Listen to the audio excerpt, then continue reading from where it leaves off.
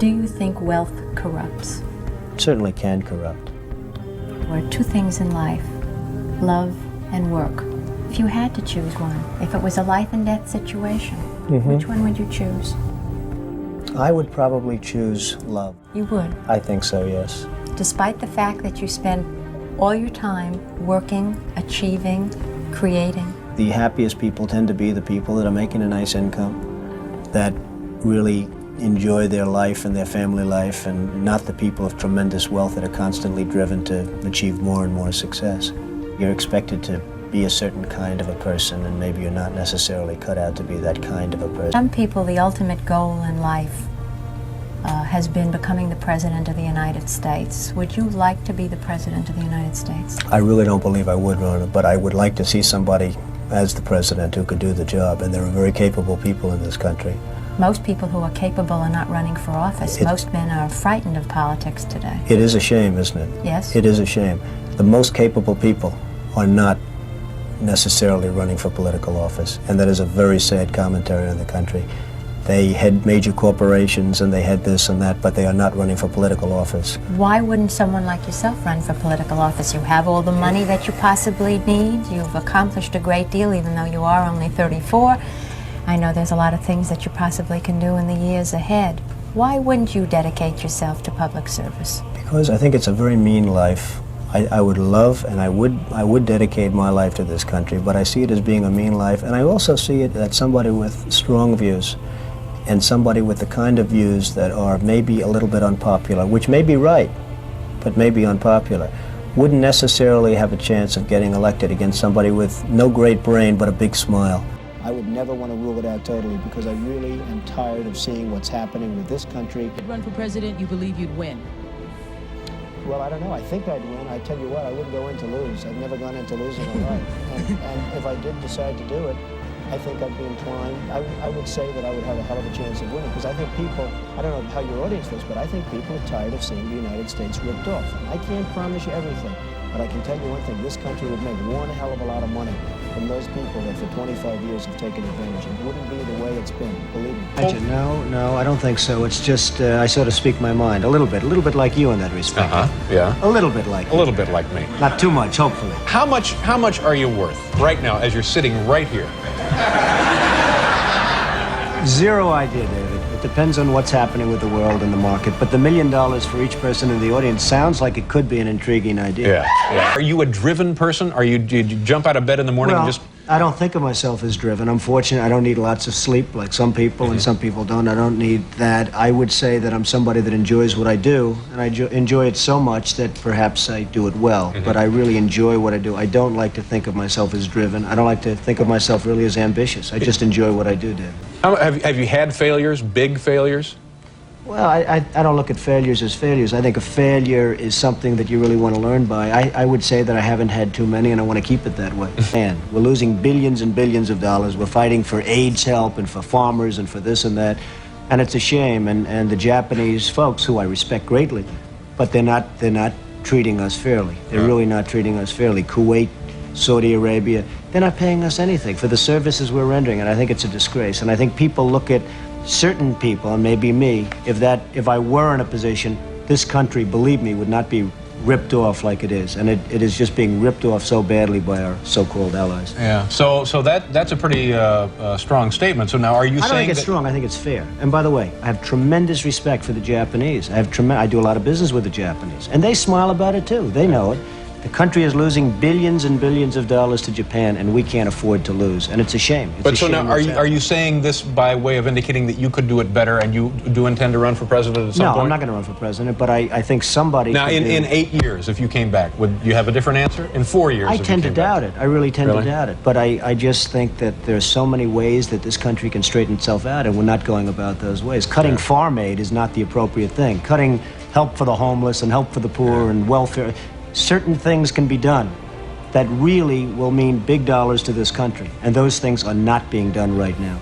Most important thing after love what you do is never, ever give up. Don't give up. Don't allow it to happen. If there's a concrete wall in front of you, go through it, go over it, go around it. but get to the other side of that wall. What's that? Whose tie is that? What? Everything's a competition with you. Whose tie is better? Who's got the better tie? You're going down, O'Brien. I think your tie is very nice. I think, you know, who can say? Do you want it? Do I want your tie? Yes. Yes, I want your tie. And you know, it's actually extra long for guys like us. Very nice. For tall guys like us. Are you wearing a watch tonight? Because I'd like to have it. I've watched the politicians. I've dealt with them all my life. If you can't make a good deal with a politician, then there's something wrong with you. You're certainly not very good. And that's what we have representing us. They will never make America great again. They don't even have a chance. They're controlled fully. They're controlled fully by the lobbyists, by the donors, and by the special interests, fully. They control them. Hey, I have lobbyists, I have to tell you. I have lobbyists that can produce anything for me. They're great. But you know what? It won't happen. It won't happen. Because we have to stop doing things for some people, but for this country, it's destroying our country. We have to stop, and it has to stop now. Solutions that will pass the House and Senate right now and will not shut down the government, and that's what we're urging you to do.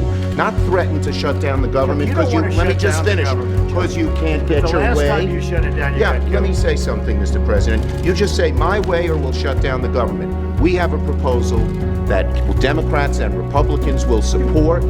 Do a CR that will not shut down the government. We urge you to take it. And if it's not good border security, I won't take it. It is very good border security. And if it's not good border security, I won't take it. It's what the Because when you look at these numbers of the effectiveness of our border security, and when you look at the job that we're doing You with our just said it is military- effective. Can I tell you something? Yeah, you just said it's Without effective. a wall, these are only areas where you have the walls. We wanna do Where this- you have walls, Chuck, it's effective. Where you don't have walls, it is not effective. We're gonna walk down, and I'll be there with you. We're gonna walk down.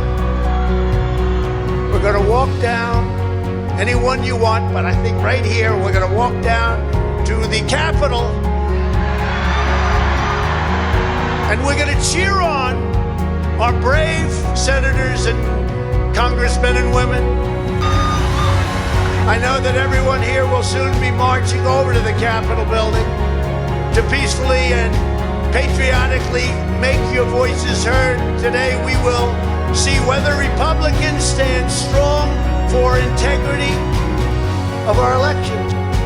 In order to make America great and glorious again, I am tonight announcing my candidacy for President of the United States. Look what happened.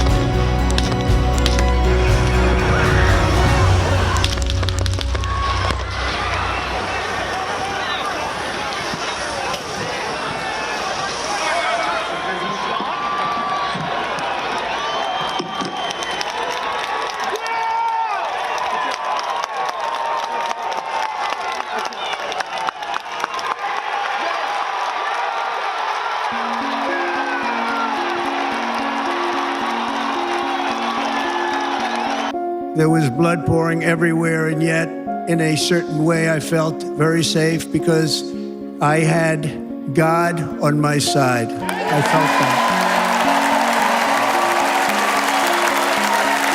I'll project the winner of the presidential race. Donald Trump wins the presidency. What started off as unlikely, impossible, is now reality. I will fight for you with every breath in my body, and I will never, ever let you down. We have a president who actually fulfilled the promises he made during the campaign. Securing the border to foreign policy. He now has a record as president that's pretty damn impressive. Breaking news out of Palm The Beach, FBI Florida. has executed an unprecedented search warrant at President Donald Trump's Against the Mar-a-Lago former estate. The president has both sides of the political aisle up Is in a arms. dangerous and unstable moment in American history. The Justice Department has just indicted former President Donald Trump. 7 years. They hated him, they targeted him, they hunted him. This is the epitome of the abuse of the prosecutorial power to preempt political decisions. I never thought anything like this could happen in America. The only crime that I have committed is to fearlessly defend our nation from those who seek to destroy it. The more that a broken system tells you that you're wrong, the more certain you should be that you must keep pushing ahead. They want to take away my freedom because I will never let them take away your freedom. They want to silence me because I will never let them silence you. They're not coming after me, they're coming after you, and I just happen to be standing in their way, and I will never be moving. On November 5th, 2024, justice will be done. We will take back our country, and we will make America great again. America will always rise to every challenge and overcome every danger. Donald Trump seems to always get stronger when challenged. These types of things, I think, give him strength. When I'm reelected, I will totally obliterate the deep state. As long as we have pride in our beliefs, courage in our convictions, and faith in our God, then we will not fail.